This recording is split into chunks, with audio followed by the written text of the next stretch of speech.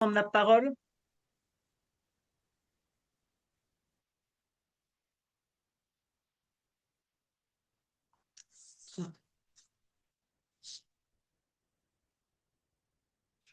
Alors, si Dominique a du mal à se reconnecter, je vais présenter l'intervention suivante. Donc, nous accueillons Madame Christine Chambry, professeure des universités en didactique des mathématiques, Université Cergy Paris, laboratoire de didactique André Revuse et formatrice pour les professeurs des écoles à l'INSPE de l'Académie de Versailles. Son intervention aura pour titre un point de vue depuis la didactique des mathématiques sur les unités et quelques grandeurs. Je vous laisse la parole.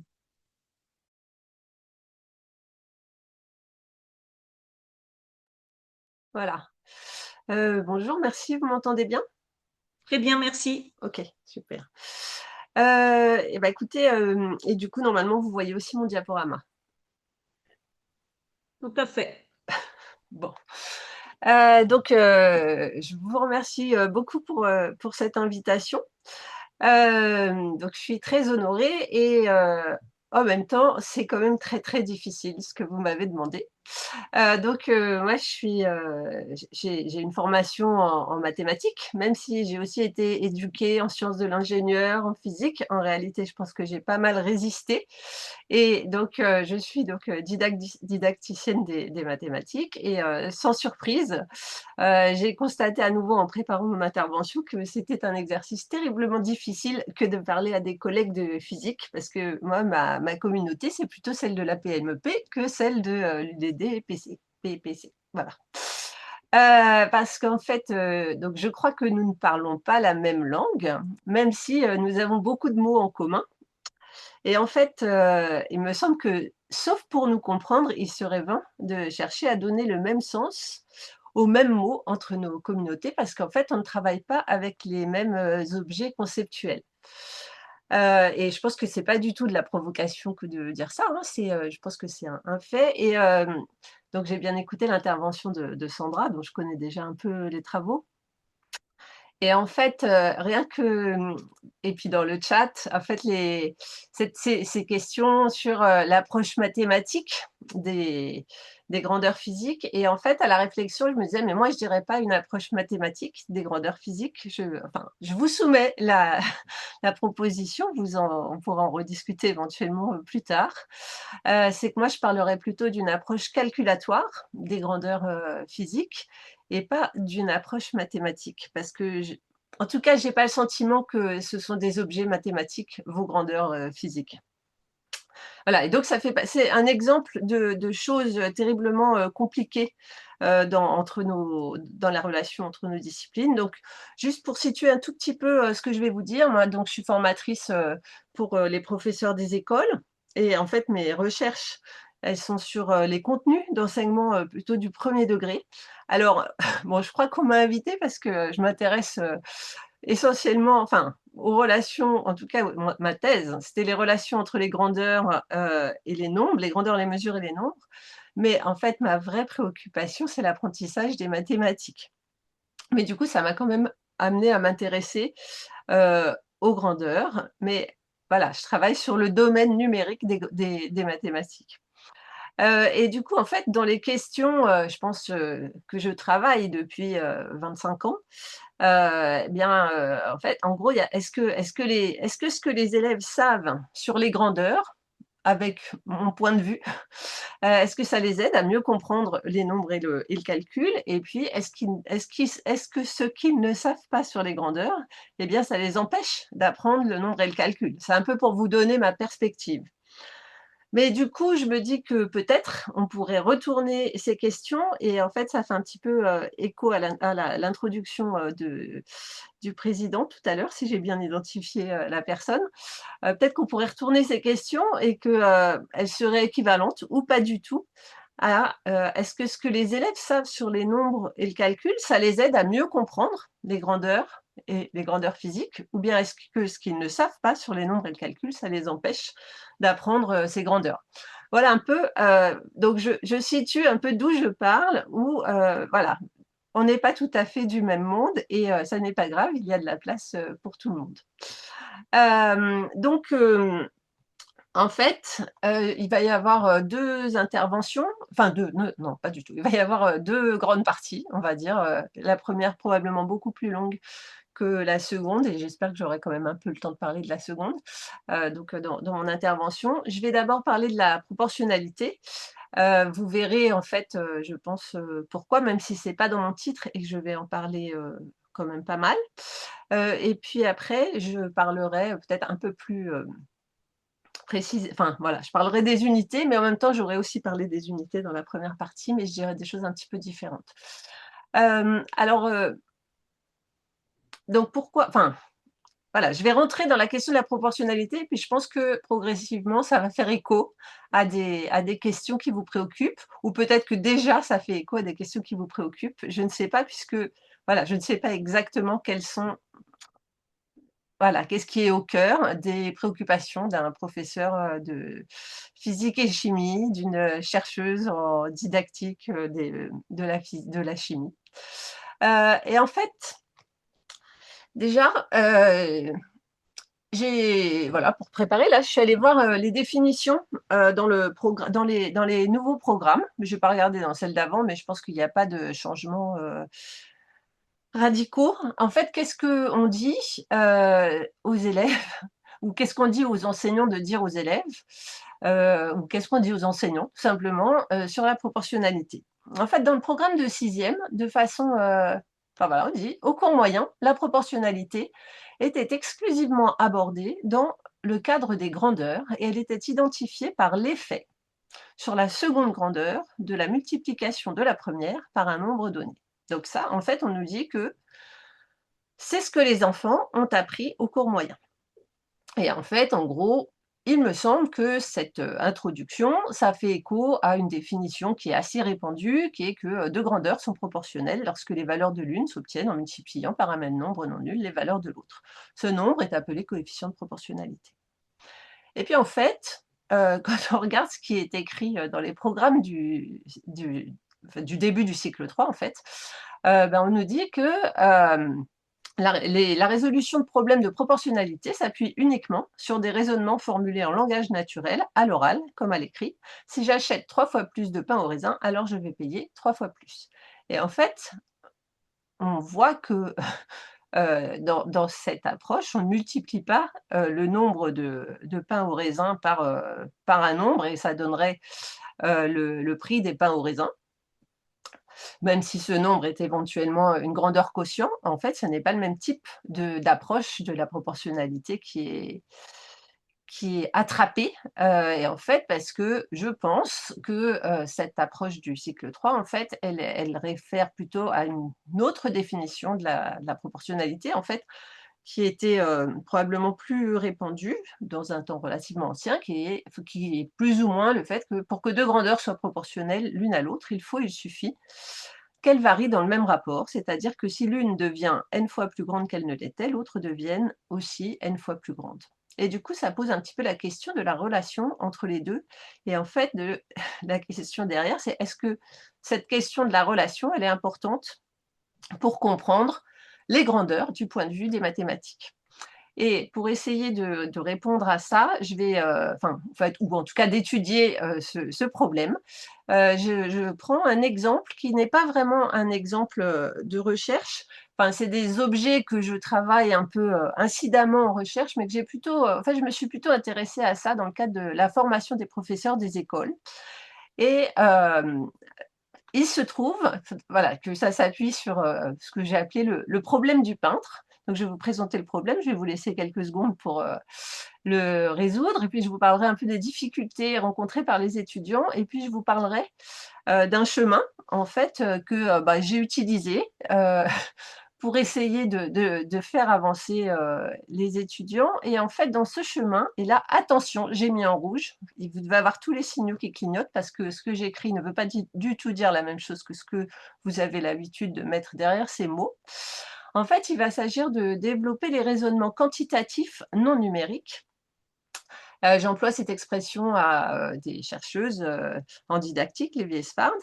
Et donc, en fait, de développer l'attention des étudiants aux quantités. Alors, donc, petit point, quand je vais parler de quantitatif dans cette intervention et peut-être plus généralement dans mes travaux, en fait, donc parce que voilà, mon discours est situé, et donc quand je parle de quantitatif non numérique, c'est, parce qu'on voit bien dans ce que disait, Sandra tout à l'heure, elle parlait de, je crois, quantitatif mesuré, justement. Eh bien moi là, je parle de quantitatif, mais non mesuré. Alors ce que peut-être d'habitude on appellerait qualitatif, mais je veux pas parler de qualitatif parce qu'en fait, je suis dans du quantitatif au sens où je parle de choses qui sont plus ou moins grandes.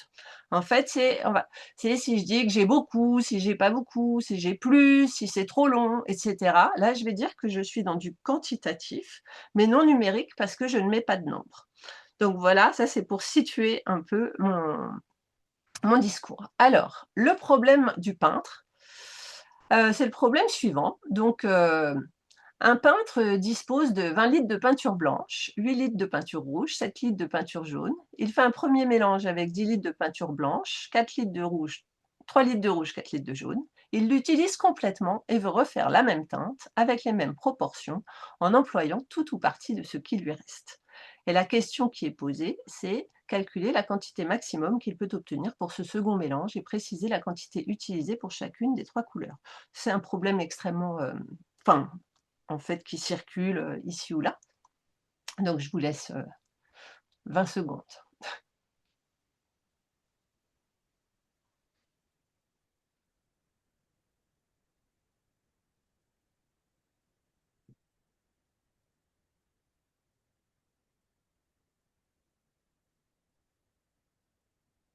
Alors, ce qu'on observe, en fait, quand on propose ce problème, alors, c'est des observations qui sont pas, enfin, j'ai posé, en fait, très souvent ce problème en formation et j'ai toujours eu, donc là, sur ma diapo à gauche, vous avez la solution, et j'ai toujours eu, enfin, c'est un problème qui est d'une difficulté redoutable pour, les étudiants et quelque part, on se demande quand même bien pourquoi.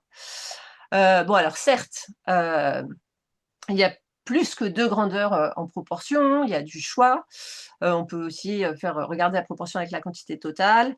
Hem, mais en fait, dans les réponses qui sont proposées par les étudiants, on a des réponses, très souvent fausses. Voire, presque tout le temps fausses et notamment de façon assez, prégnante, des étudiants qui donnent le matériau, la quantité de peinture restante comme, 2e mélange ou bien qui font, un calcul en prenant un de moins pour chaque, que pour le mélange, précédent. Donc comme on avait utilisé, 10 bleus, 5 rouges, 3 jaunes, ils donnent 9 bleus, heu pardon, non, il donne, on avait utilisé 10 bleus, 3 rouges, 4 jaunes, il donne 9 bleus, 2 rouges, 3 jaunes et ce qui est très troublant, c'est, une forme donc on discute avec les étudiants, hein, de ce que voilà, pourquoi ils ont trouvé ça ou est-ce que c'est faux et il y a une forme, d'incapacité, des étudiants à s'approprier une solution et à comprendre les erreurs qu'ils ont faites. Et en fait, donc pendant de nombreuses années, j'étais très démunie par rapport à ce problème. Alors je pense que, bon, je vais pas me mêler de physique, mais derrière ça, je pense qu'il y a des histoires de concentration. Mais je vais surtout pas, en dire plus. Je pense qu'il faut que vous fassiez le pas, de côté pour venir vers moi là-dessus. Et en fait, un jour, je suis tombée sur, une page de manuel scolaire, donc c'était un manuel du CM2 de chez Hatier où en fait, on proposait ah, alors attendez, il faut que je change, voilà, hop. On proposait, aux élèves d'étudier la situation suivante. Pour peindre sa cabane, Alice a utilisé les 2 mélanges suivants. Alors c'est moi qui ai écrit jaune vif, jaune pâle, puisque des fois il y a des problèmes de peinture, de couleur pardon, avec les écrans et les copies. Alice a utilisé les 2 mélanges, suivants. 1 litre de peinture, blanche, 3 tubes de jaune, 2 litres de blanc, 3 tubes de jaune. Avec quel mélange le toit est-il peint? Avec quel mélange les murs sont-ils peints? Explique tes réponses. Et puis bon, il y a un ensemble comme ça de questions, autour, de ces mélanges de couleurs qu'il faut associer en fait, à des en partie à des choses qui sont, enfin voilà, à des couleurs qui sont visibles. Et en fait, la première chose, donc oui, ce qui s'est passé, c'est que du coup, je me suis dit, ah, mais peut-être que la difficulté des étudiants, elle est liée à ces questions qui ne comprennent pas ce qu'il y a dans ces histoires de mélange de couleurs. Voilà. Et donc, j'ai décidé de leur faire cet exercice. Et ma première surprise, ça a été que, dans un premier temps, il y a eu pas mal d'étudiants qui ont donné des réponses comme le toit est peint avec le mélange A, les murs avec le mélange B. Jusqu'ici, tout va bien. Mais parce que en fait, il y a plus de mélange B que de mélange A. C'est-à-dire qu'en fait, ils ont interprété cette tâche comme une tâche liée à la surface, à l'air, on pourrait dire, et non pas à des questions de teinte. Ce qui est quand même enfin, moi, je trouvais ça quand même extrêmement troublant. Et du coup, bon, voilà, je suis revenue à des questions, à l'évocation de l'action de mélanger de la peinture, identifier des propriétés, du coup, notamment, de façon très explicite, si on ajoute du blanc dans un mélange, il devient plus pâle, enfin dans un mélange jaune-blanc, il devient plus pâle ou moins vif. Si on ajoute du jaune, il devient plus vif ou moins pâle. Et en fait, ça m'a amené à définir, ça ne doit pas être très physique, une teinte et puis ce que c'est que la composition d'un mélange. En fait, et puis avec le projet que les étudiants s'emparent donc de quelques propriétés, de ce que j'ai appelé la teinte, pardon, pour qu'on puisse ensuite, ils puissent résoudre le problème du peintre. Et donc, voilà, on peut avoir des tâches comme donner des mélanges dont la teinte est plus pâle que celle du mélange B, par exemple. Donc, ça oblige à penser qu'on peut ajouter du blanc, on peut enlever du jaune, mais on peut aussi ajouter du blanc et enlever du jaune de façon simultanée, ce qui permet en fait de commencer à s'approprier cette notion de teinte et de mélange. Et puis donc ensuite, ça permet voilà, donc on peut avoir des questions comme quel est le mélange à la teinte la plus vive, E ou Y. Donc voilà, donc un mélange E qui aurait 2 litres de blanc, un tube de vert, et puis un mélange Y qui aurait 1 litre de blanc, un tube de vert. Donc, ici, en fait, on va pouvoir dire que comme il y a moins de blanc dans Y, il y a la même quantité de vert, mais moins de blanc dans Y que dans E, ça va être Y qui est le plus vif. Et donc là, on voit qu'on est en train de faire un raisonnement, alors qui s'ancre dans une expérience sensible, mais là, on est sur un raisonnement qui est donc, dont je vais dire qu'il est quantitatif, non numérique, même si en fait il y a des nombres. En tout cas, il n'y a pas de calcul. Ça me permet, voilà, je fais un raisonnement qui s'appuie sur ma définition de la teinte et et surtout ma petite propriété sur les variations, qui permet en fait de conclure au fait que le mélange Y, il est plus vif que le mélange E. Et en fait, à partir de là, on va pouvoir se poser des questions autour du mélange des mélanges et puis de la comparaison de teintes à chaque fois. Donc, on peut se poser des questions de la teinte et puis de la composition avec des questions du style. Alors, Quand je vais, vous quand je vais m'entendez? dans un coin, tu pourras m'aider pour pas Ah, louper. bon. Donc, qu'est-ce qu'on peut dire, par exemple, donc, du mélange, de deux mélanges qui auraient la même teinte? C'est une question extrêmement naïve, mais ça peut valoir le coup de dire que quand on mélange deux mélanges qui ont la même teinte, eh bien, on obtient un mélange qui a la même teinte. Et en fait, c'est une propriété des mélanges, des teintes de mélange, je pense. Et donc là, on est en train d'expliciter des évidences. Peut-être que vous pensez qu'il s'agit d'ouvrir des portes ouvertes. Mais en fait, on peut aussi avoir des questions plus compliquées. Que peut-on dire du mélange de deux mélanges n'ayant pas la même teinte? Eh bien, cette fois, alors, la première évidence, c'est de dire que le mélange de deux mélanges qui n'ont pas la même teinte, c'est un mélange qui a une troisième teinte. Puisque, en fait, si on obtenait, enfin, il y a une forme d'impossibilité en mélangeant, d'obtenir une des deux teintes en mettant autre chose que cette teinte dans le mélange. Mais on peut avoir une propriété qui est un peu plus raffinée, qui est que le mélange de deux mélanges, en fait, cette troisième teinte, eh bien, c'est une teinte qui est intermédiaire entre celle du mélange le plus vif et celle du mélange le plus pâle. Et donc là, on est quelque chose qui est quantitatif, alors que le premier et une troisième teinte, ça n'était pas quantitatif. Là, on est sur quelque chose de quantitatif. La question, c'est est-ce que c'est évident pour les étudiants? Est-ce qu'on a des moyens conceptuels, j'ai envie de dire en mathématiques, pour justifier ça, des moyens pas trop compliqués? Eh bien, par exemple, on peut avoir un raisonnement du style, si je prends donc mon mélange E, c'est 2 blancs, 1 vert, mon Y, 1 blanc, 1 vert. Alors, ben, en fait, je fabrique un mélange qui est avec 1 plus 2 blanc et puis 1 plus 1 vert. Alors ça, et je veux savoir en fait, ce mélange, quelle est sa teinte par rapport à celle de E et de Y? Ben, je peux imaginer que je fabrique un petit mélange que j'appelle dont la teinte, enfin qui est E', et en fait dont la teinte va être la même que celle de E, mais dedans je mets la quantité de blanc qui était dans Y. Et puis en fait, il y a une forme de continuité. Je sais que comme E est plus pâle que Y, ben, je peux mettre du vert dans le blanc jusqu'à arriver à la teinte de E, et puis si je continue, je vais arriver à vert. Mais je m'arrête au moment où je suis à la teinte de E. Et donc, ce que je sais, c'est que cette quantité de vert, eh bien, forcément, elle est moindre que la quantité de vert dans Y. Et de ça, je peux déduire que le mélange, en fait, donc que E' avec ces quantités-là, il a la même teinte que E.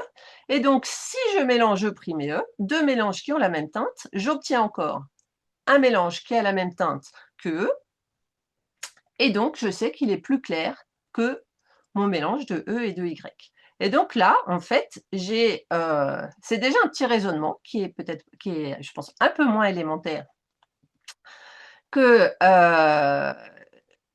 que ceux que j'avais dit avant. Alors, il peut y avoir, enfin, sans doute qu'il y a des gens qui sont tout de suite convaincus que quand on mélange deux mélanges, on a deux teintes différentes, on a une teinte intermédiaire, mais en tout cas, on voit aussi qu'on a des outils conceptuels dont je pense qu'ils sont mathématiques, pour le prouver.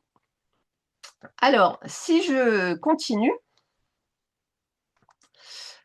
eh bien, en fait, donc j'ai deux. Donc, en fait, là, je suis en train d'expliciter des évidences.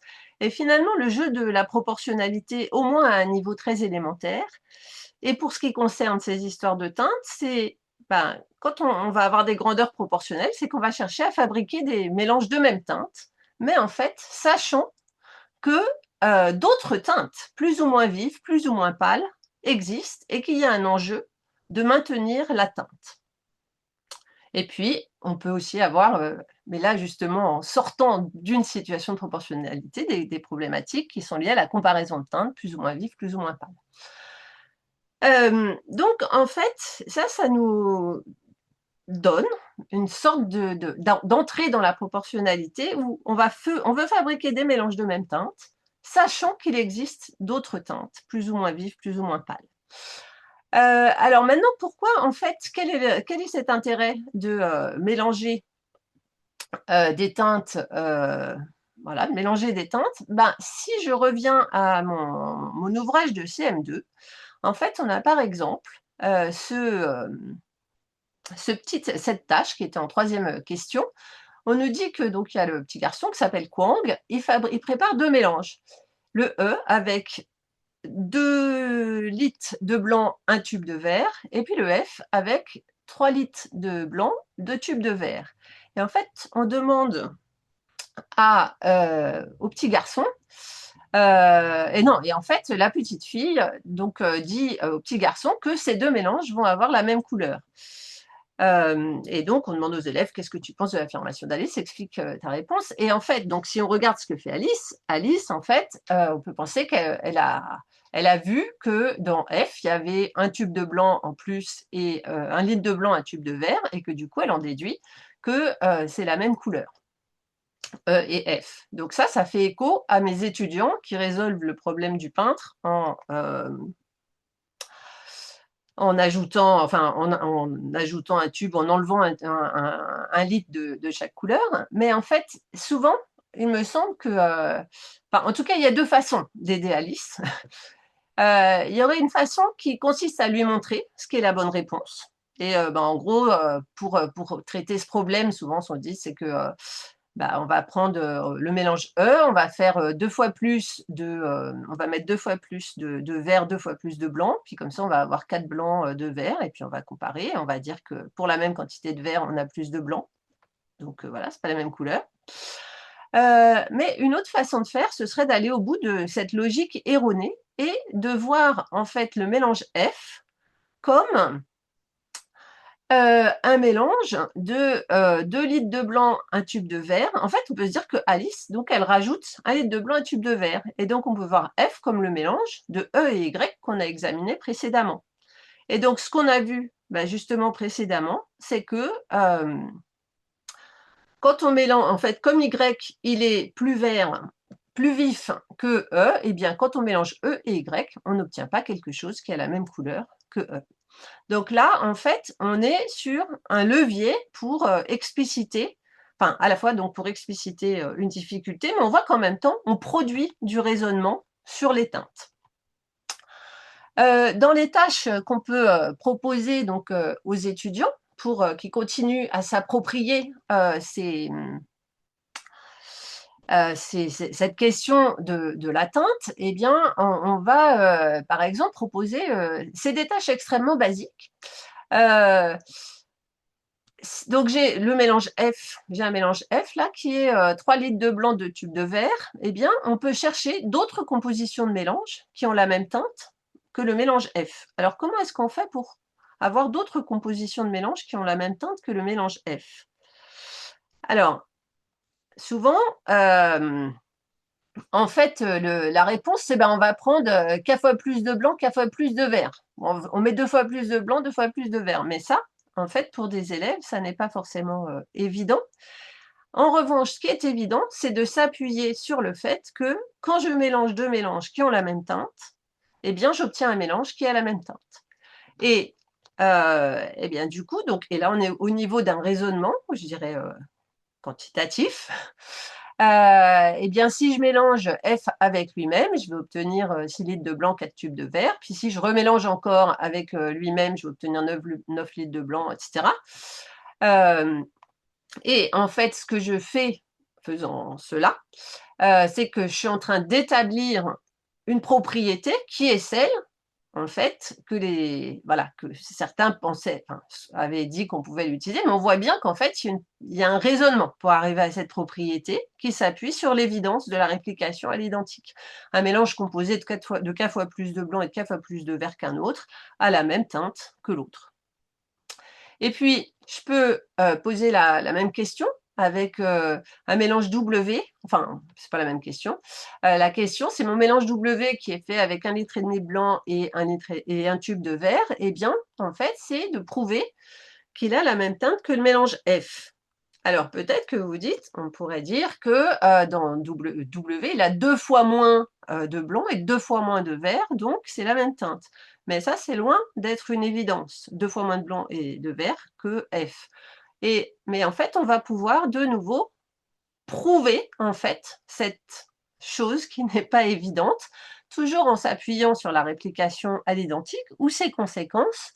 Mais du coup, on va voir que le raisonnement qui est à mobiliser, il est un petit peu plus complexe que celui de tout à l'heure, puisque en fait, on peut se dire que, eh bien là, on va pouvoir prendre 2 mélanges W qui ont la même teinte, mais on ne connaît pas, enfin voilà, qui ont la même teinte. On mélange W avec W, on obtient donc un troisième mélange qui est F.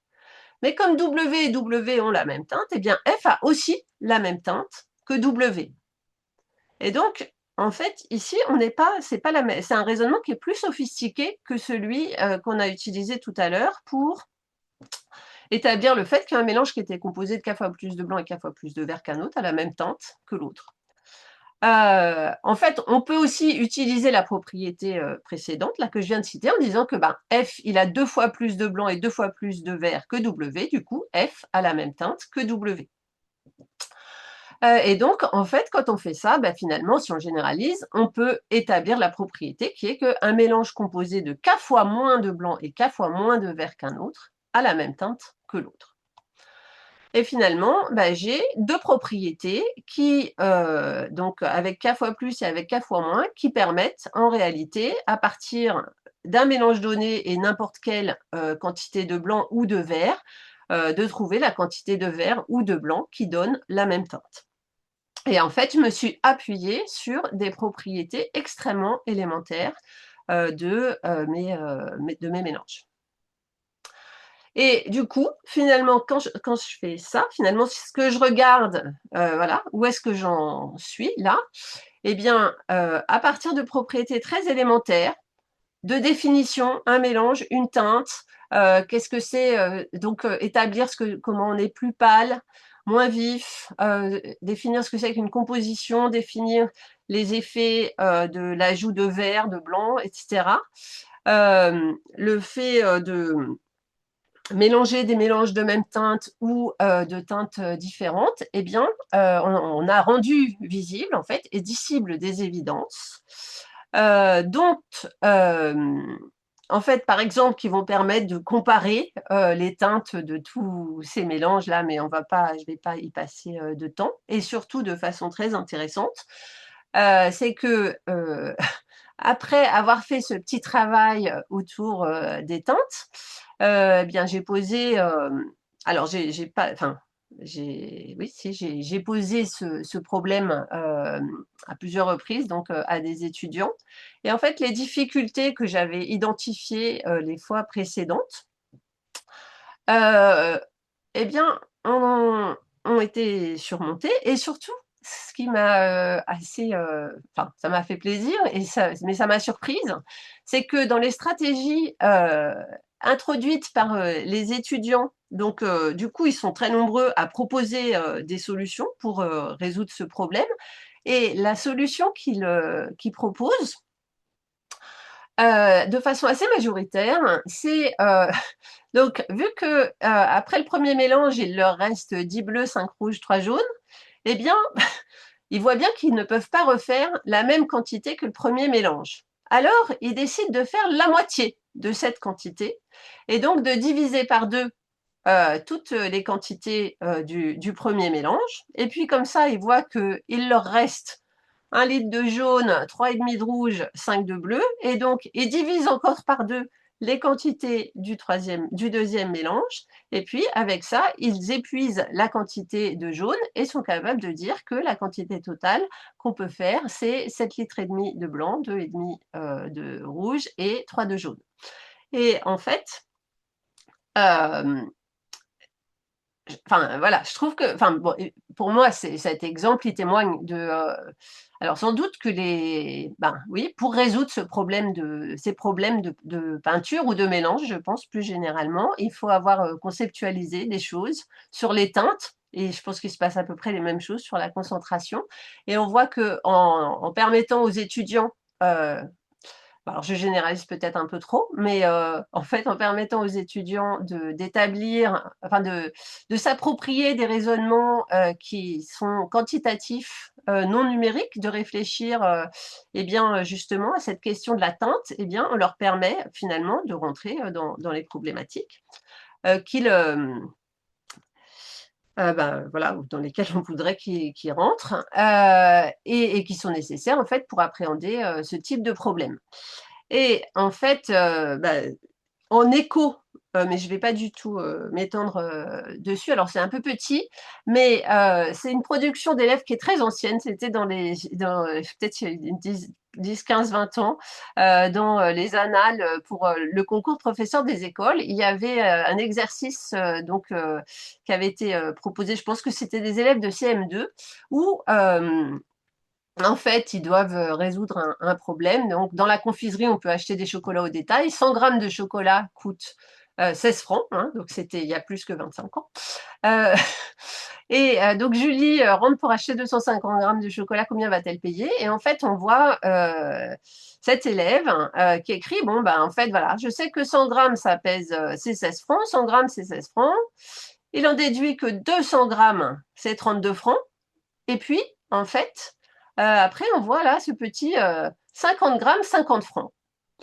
Alors, c'est extrêmement classique, hein, cette erreur. C'est la même que celle qui consistait tout à l'heure à ajouter un tube, 1 litre de chaque couleur, ou un tube de vert, 1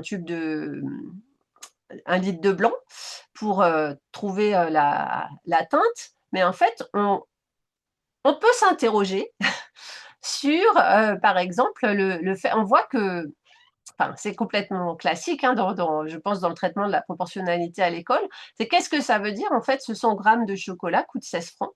Est-ce que les élèves, on leur a dit, qu'est-ce que ça te ferait si 100 grammes de chocolat coûtait 17 francs, 20 francs?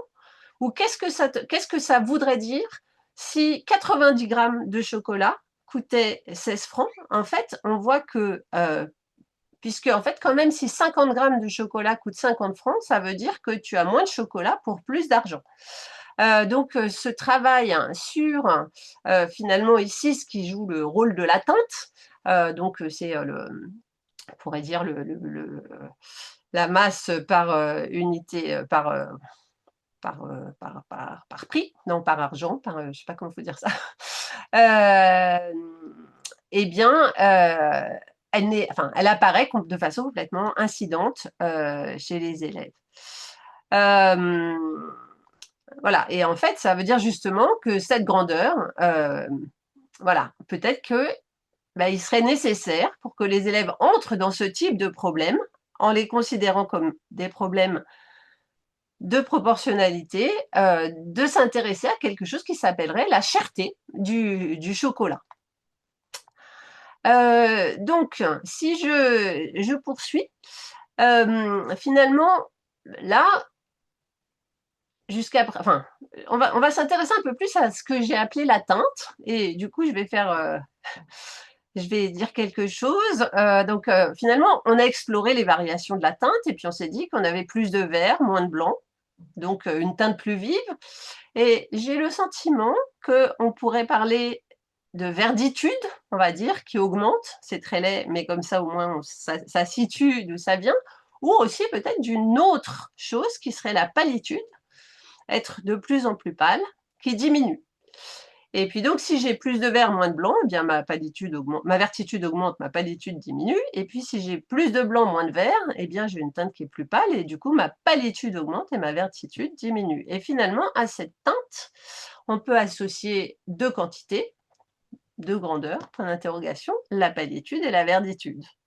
Et une question qui va être très importante, je sais pas, en mathématiques, sans doute en physique, mais on ne va pas la poser exactement comme ça.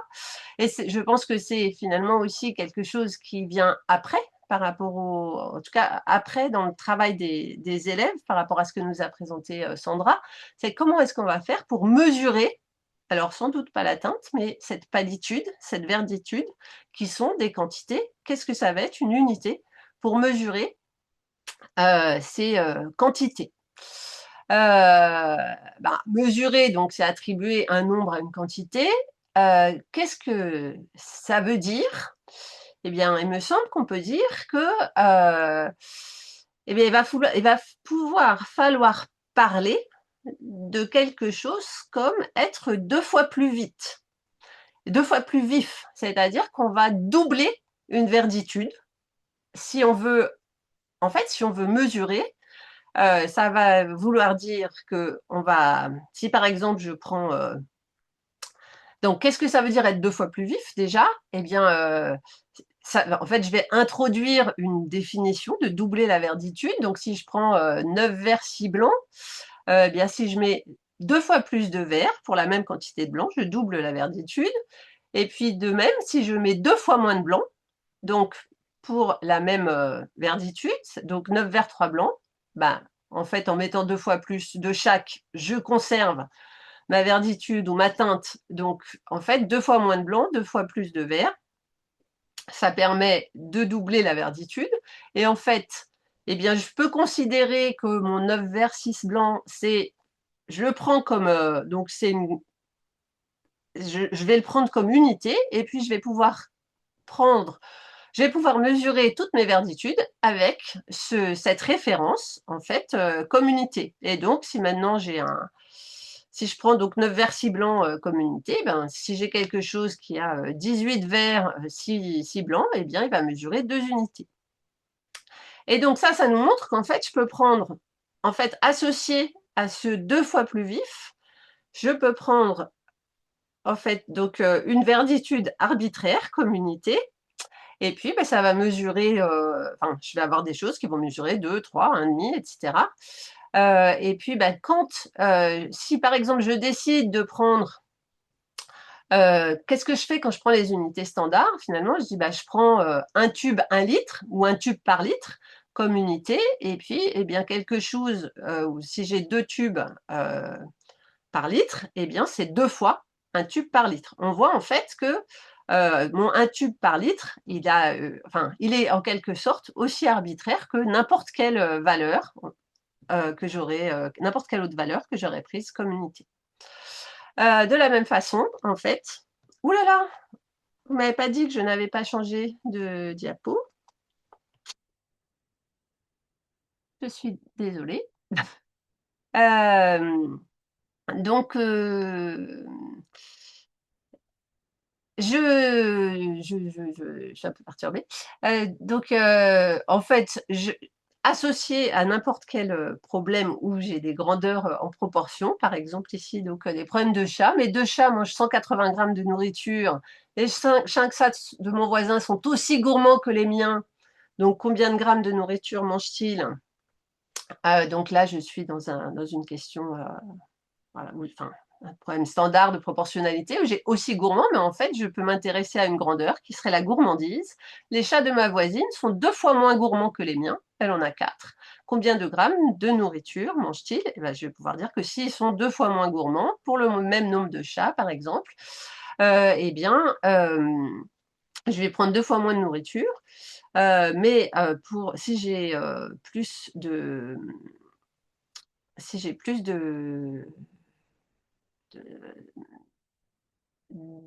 chats, donc si j'ai 2 fois plus de chats, ben, je vais prendre la même quantité de nourriture. Alors maintenant, je reviens à ma définition des programmes.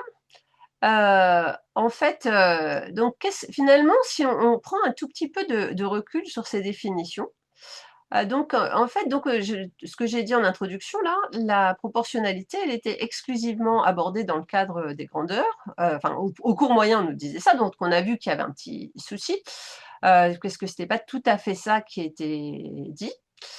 Mais en fait, surtout, ce qu'on voit, c'est que dans la définition, donc par la multiplication d'une grandeur par un nombre ou par une grandeur quotient, en fait, donc 2 grandeurs sont proportionnelles lorsque les valeurs de l'une s'obtiennent en multipliant par un même nombre non nul les valeurs de l'autre, et que ce nombre est appelé coefficient de proportionnalité. En fait, ce coefficient de proportionnalité, c'est une mesure de la quantité de la teinte, de la quantité qui contraint la variation la covariation des 2 grandeurs.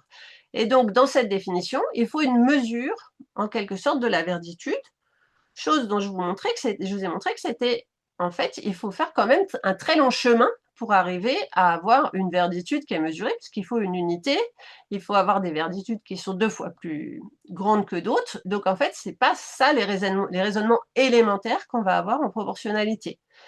Mais par contre, du coup, si on regarde ce qui se passe au niveau du programme du début du cycle 3, où on est sur n fois plus grande, une quantité n fois plus grande, l'autre est n fois plus grande, en fait, dans cette formulation, en fait, il n'y a pas de référence au fait que dans ce n fois plus grand, donc n fois plus grand, il y a finalement une contrainte entre les 2 grandeurs.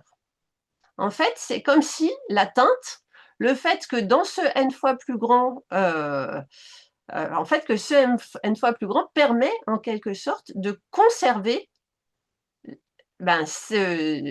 justement de conserver ce qui contraint la variation des 2 grandeurs. Et finalement, ce que je vous ai dit, ce que je vous ai raconté, me semble-t-il, ça permet en fait d'appréhender, de donner des outils qui sont quantitatifs mais non numériques pour appréhender en fait la quantité, la grandeur qui contraint la covariation des 2 grandeurs. Et en fait, ça passe, cette chose-là, par enseigner des évidences avec des mélanges de même teinte qui se mélangent, des mélanges plus ou moins vifs qui se mélangent en ayant des teintes intermédiaires, etc. Voilà, moi ce que j'ai à dire d'une certaine façon sur la proportion, enfin en tout cas ce que j'ai à dire, en tout cas ce que là j'avais envie de vous dire sur la proportionnalité du point de vue de la didactique des mathématiques. Voilà, mais du point de vue des mathématiques, il me semble que ça résonne avec vos préoccupations, mais ce sera peut-être à vous de le dire. Et puis, du coup, bah, finalement, alors c'est facile hein, de critiquer ce que font les autres. En fait, en réalité, donc donner une définition de la proportionnalité, je pense que c'est quelque chose d'extrêmement délicat. Je ne connais pas de définition satisfaisante dans les programmes, enfin, même dans les ressources pour l'école. Alors bon, j'ai fait des tentatives pour en discuter. Donc, en disant que la proportionnalité, c'est une relation entre grandeurs. Mais qu'en fait, bah, du coup, dans une relation de proportionnalité, on a deux grandeurs. Donc, enfin, on va dire que deux grandeurs covarient proportionnellement. Quand les variations de l'une sont contraintes par les variations de l'autre, par une troisième grandeur qui demeure constante. C'est ma teinte qui ne change pas. Et finalement, cette covariation, elle est aussi régie donc par le fait que quand la première et la seconde doublent par réplication, par exemple, eh bien la troisième ne change pas. Et finalement, eh bien, dans cette sorte de définition sans doute pas très académique, la proportionnalité, elle apparaît comme un modèle mathématique, jusque-là tout va bien, mais qui met en jeu non pas deux grandeurs, mais trois grandeurs, dont deux d'entre elles sont dites en proportion. Donc voilà pour ce point sur la proportionnalité, puis maintenant je vais dire quelques mots sur les unités. En fait, j'ai déjà parlé des unités, mais c'était des unités pour cette grandeur qui contraint la covariation, dont on a vu la complexité pour la concevoir. Complexité toute relative, hein, mais complexité quand même quand on s'adresse à des élèves de l'école, et je pense, de toute façon, c'est pas au programme de l'école, mais du coup, sans doute à des élèves de collège. Après, évidemment, quand on est physicien professionnel, hein, ces histoires ne sont plus des problèmes complexes, et on a oublié comment c'était compliqué. Et en fait, l'entrée sur cette question, je la tiens de la conversation que j'ai eue avec Cécile Ducine quand on a discuté pour préparer, enfin, à propos de mon intervention. À un moment, elle m'a dit, ah oui, il faut que, je ne sais plus exactement, sur les unités, elle m'a dit, il faut que les élèves fassent attention à l'unité. Et en fait, toujours du point de vue de la didactique des mathématiques, de mon point de vue, puis ça, je pense que là, vous allez être tout à fait d'accord, si je dis la tour Eiffel mesure en fait 3 mètres, on voit bien que c'est pas tant que ça de faire attention à l'unité, ce qui importe, mais c'est de faire attention à la relation entre nombre et unité. Et en fait, qu'est-ce que ça veut dire faire attention à la relation entre nombre et unité? Eh bien, il y a cette idée que finalement, si on a une unité qui est plus grande, eh bien, le nombre d'unités, il va être plus petit.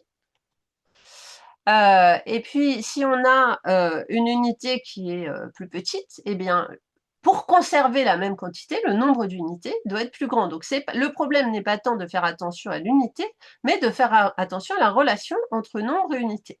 Et alors ça, en fait, ça renvoie à des difficultés conceptuelles dont on peut se demander si elles sont complètement dépassées pour les élèves du collège. Alors, en théorie, elles devraient l'être. Mais, en fait, qu'est-ce qui se passe quand les enfants sont tout petits et qu'ils apprennent le nombre? Eh bien, en fait, ce qu'ils apprennent, dans un premier temps, voilà, si vous avez des enfants petits, en fait, en gros, ils ont bien compris le nombre à partir de 4 ans, 5 ans, quand ils ont compris que quand on avait un plus grand nombre, c'était plus grand. C'est-à-dire que, en fait, si j'ai une tour de 4 cubes ou une tour de 4 mètres, eh bien, c'est plus grand qu'une tour de 3 cubes ou de 3 mètres. Mais en fait, quand les enfants ils disent ça, il n'y a pas d'unité dans leur discours. C'est-à-dire que même s'ils peuvent dire cube ou ce mètre ou ce cube n'est pas pensé comme quelque chose qui serait plus ou moins grand, c'est-à-dire n'est pas pensé comme une unité. C'est un peu pensé comme un objet et finalement ce qui compte, c'est juste le 4 et le 3. Et après, en fait, il va y avoir une reconstruction qui va être nécessaire. Et moi, je dis qu'elle est nécessaire pour apprendre les nombres, pour apprendre la numération, pour apprendre les fractions, qui probablement ne se fait pas très très bien pour un certain nombre de personnes, d'enfants, et il y a des adultes qui n'ont pas très très bien fait cette reconstruction. Ça ne veut pas dire qu'ils n'en sont pas capables, ça veut dire que probablement ils n'ont pas connecté des choses.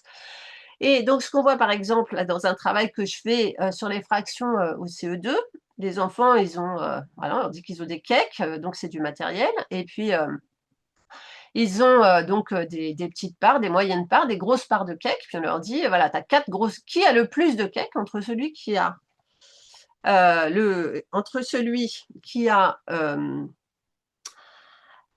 quatre grosses parts ou celui qui a 4 moyennes parts. Et en fait, eh bien, ils disent, enfin certains enfants, pas tous, aucun des deux, il y a 4 et 4. Et puis quand on discute avec eux, au bout d'un moment, ils disent, j'avais pas regardé si c'était grand. Et en fait, c'est comme une sorte de prise de conscience que pour voir si 4 c'est plus grand que 4, eh bien, il faut regarder ce qui suit le 4. Et donc ça n'est pas quelque chose, enfin, c'est quelque chose qui se construit, qui est contraire, en fait, à la première intuition, la première construction du nombre. Et puis, c'est quelque chose aussi qu'on retrouve, c'est pour ça que je dis que ça peut être aussi une difficulté chez vos élèves, donc avec des professeurs des écoles en formation initiale, c'est le travail de mémoire d'une de mes étudiantes, Laurette Vez, l'année dernière, où en fait elle demande à ses étudiants qui est-ce qui est le plus grand entre les deux fractions 5 sixièmes et 7 huitièmes. Eh bien, en fait, pas tous, mais en fait, elle n'a pas les données pour tous en réalité, mais certains disent, eh bien, 5 sixièmes et 7 huitièmes, ils sont égaux, car dans les deux cas, il manque une part. Et en fait, là, on voit que c'est ce sixième et ce huitième qui ne sont pas pensés comme des quantités qui sont plus ou moins grandes. C'est comme une conception du nombre encore extrêmement rudimentaire. Et finalement, tout ça, moi je dis là, on peut voir là-dedans une propriété qui serait, que j'ai appelée M1, qui est que pour un même nombre d'unités, et donc, eh bien, si l'unité est plus grande, alors la quantité totale est plus grande. Et donc ça, c'est quelque chose qui va devoir être construit par rapport au nombre extrêmement basique, on va dire, de l'enfant de 4-5 ans. Alors, en fait, donc si je reviens à faire attention à l'unité, eh bien, on a donc c'est pas tant l'unité, mais la relation entre nombre et unité. Et puis en fait, on a deux types de relations. Si l'unité est plus grande, le nombre d'unités, qu'est-ce que je veux dire? Oui, c'est ça. Donc pour une grandeur donnée, si j'ai une unité plus grande, le nombre d'unités va être plus petit. Et puis en fait, il y a une autre relation qui en fait est plus complexe, mais qui s'appuie sur la précédente et qui permet de faire des conversions. Si je prends une unité qui est k fois plus grande, le nombre d'unités va être k fois plus petit. La question, c'est comment est-ce qu'on fait pour apprendre ces relations? Et puis, est-ce que ces relations, c'est des relations théoriques ou empiriques? C'est-à-dire, est-ce que c'est dans l'expérience ou est-ce que c'est dans la pensée? Alors, sans doute qu'il faut une forme d'expérience, mais je vais vous soumettre ce petit... alors, c'est un peu décalé, mais c'est quand même le même genre de problématique. Donc, c'est toujours dans ce travail-là que je fais sur les fractions avec des élèves de CE2 et de CM1. Et on a posé aux élèves des tâches comme donc en fait, ils ont des parts, on voit, hein, c'est le matériel, ça c'est leur cake. Et puis finalement, ils avaient des petites, des moyennes, des grandes parts. Et comme on peut mettre des moyennes, on peut en mettre 8 dans le cake. On leur a dit que ça s'appelait des huitièmes. Les petites, comme on en met 12, on les appelle des douzièmes. Et puis les cinquièmes, comme on en met 5, on les appelle les grosses, en fait, comme on les appelle. Comme on en met 5 dans le cake, on les appelle les cinquièmes. Et en fait, on leur dit, voilà, si j'ai 7 huitièmes, donc 7 moyennes et une petite, est-ce que c'est plus ou moins gros que le cake? Quand les élèves ont eu le matériel à disposition, nous, on pensait qu'ils allaient faire un raisonnement. Mais en fait, pas du tout. Ils se sont jetés sur leur matériel. Enfin, ils ont pris leur matériel. On voit qu'ils ont aligné en fait leur part de cake, ils ont comparé au cake, et puis on a des formulations. On ne peut pas dire qu'il n'y a pas un raisonnement. Ils ont pris les parts qu'il fallait. Ils ont dit, bah, j'ai moins qu'un cake entier, parce que si on colle ensemble, en fait, toutes ces parts, les 7 moyennes et une petite, eh bien, il manque un petit bout. Donc, c'est moins qu'un cake entier. Et puis après, on s'est dit, non, mais nous, c'est pas ça qu'on veut. Nous, en mathématiques, on veut que les élèves, ils imaginent dans leur tête.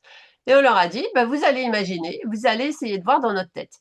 Et quand même, on a été un peu surpris, parce qu'on pensait que ce serait très difficile. Et pour un grand nombre d'élèves, eh bien, ça n'a pas été très difficile. En fait, et ils nous ont dit, eh bien, en fait, alors, donc, c'est pour une autre tâche, 11 douzièmes, 11 petites parts et une grosse part. Est-ce que j'ai plus ou moins que le cake entier? Eh bien, voilà, on a des explications comme, eh bien, c'est plus que le cake entier parce que 11 douzièmes, c'est quasiment aussi gros qu'un cake et un cinquième, c'est plus gros qu'un douzième. Du coup, 11 douzièmes plus un cinquième et forcément, un bout dépassera. Et la différence majeure entre la partie gauche et la partie droite, c'est que la partie droite, c'est un raisonnement empirique, c'est le matériel qui donne la réponse, alors que dans la partie gauche, c'est le matériel qui donne la réponse, alors que dans la partie droite, c'est le raisonnement mathématique. Et du coup, en fait, enfin voilà, là, donc c'est le raisonnement mathématique, et puis surtout, on voit bien, tac, tac, tac, excusez-moi, voilà, en fait, voilà, c'est le petit bout qui dépasse qui donne la réponse. Et donc, finalement, ici, on a raisonnement empirique, raisonnement mathématique qui s'appuie, enfin pas encore, mais en gros, autour de propriétés, de la quantité. Euh, En fait, comment est-ce que ces connaissances empiriques, théoriques ou mathématiques, elles interfèrent? Ce qui est fort probable, c'est qu'on peut avoir des élèves qui, de façon empirique, vont constater que 4 grosses parts, c'est plus que 4 moyennes parts, sans que ça entre en conflit avec cette question de qui a le plus, aucun des deux. Donc, il y a des questions sur comment on fait enseigner ces choses-là. En même temps, dans les réponses, on peut penser que c'est en disant aux élèves, imagine dans ta tête, qu'ils vont en fait entrer dans ces problématiques. Et du coup, bah, pour terminer, j'ai voilà, quelques mots et questions surtout pour conclure. Je pense qu'il y a une nécessité d'enseigner des évidences quantitatives non numériques que, en fait, ça va être des points d'appui pour la pensée mathématique. Mais en fait, ce que je vous ai raconté, ça soulève, je pense, en tout cas moi, ça me soulève un certain nombre de questions, notamment dans les relations, enfin, je ne sais pas si les relations maths physiques, mais c'est un peu dans la nature des objets. Bah, est-ce que la quantité de cake, c'est une grandeur? Je ne suis pas sûre. Est-ce que une meilleure capacité, alors ça c'est une question d'une autre nature, une meilleure capacité à produire des raisonnements mathématiques, donc ceux que j'ai évoqués, ceux qu'on a dans la tête, je pense que ça ne nuit pas à l'élaboration de raisonnements en physique. Est-ce que ça la favoriserait? Peut-être. Et puis, est-ce que ce que les élèves ne savent pas sur les nombres et le calcul, c'est-à-dire notamment ces propriétés, ces évidences quantitatives, est-ce que ça pourrait les empêcher d'apprendre de la physique? Est-ce que ce qu'ils savent ou ce qu'ils pourraient savoir sur les nombres et le calcul, ça pourrait les aider à mieux comprendre de la physique? Voilà, je vous remercie, je vais m'arrêter là. Eh bien, je vous remercie. Nous allons pouvoir passer aux questions. La première question a trait à la différence de vocabulaire entre maths et physique. Il serait souhaitable que vous reveniez rapidement sur la différence entre qualitatif, quantitatif non numérique. Quel est le lien avec un ratio? Est-ce qu'une observation non numérique est en fait une intensité relative ou un ordre de grandeur? Est-ce que vous pourriez préciser ce vocabulaire-là, s'il vous plaît? Alors, je vous avais dit, heureusement j'avais mis du rouge, parce que je sais que c'est compliqué. Enfin, c'est pas très compliqué, mais je bois un petit coup. Bon, en fait, on n'a pas les mots pour dire ces choses-là. Et du coup, moi, je les ai empruntés à donc, cette chercheuse qui s'appelle Anna Spard. En fait, ce que j'appelle quantitatif, je pense que c'est ce que Sandra, enfin ça correspond plus ou moins. Déjà, c'est dans le langage, c'est dans le discours. C'est le fait, on va dire, d'utiliser les mots, on va dire ça comme ça, plus grand, plus petit, plus lourd. Euh, donc en fait, ça c'est plus haut, etc. Donc ça peut être aussi plus dense. En fait, ça n'est pas lié à une grandeur particulière. C'est le fait de parler de grandeur ou de quantité, sans doute en termes de comparaison, en termes de plus ou moins grand. Voilà. Et du coup, et c'est non numérique quand on le fait sans nombre. Voilà.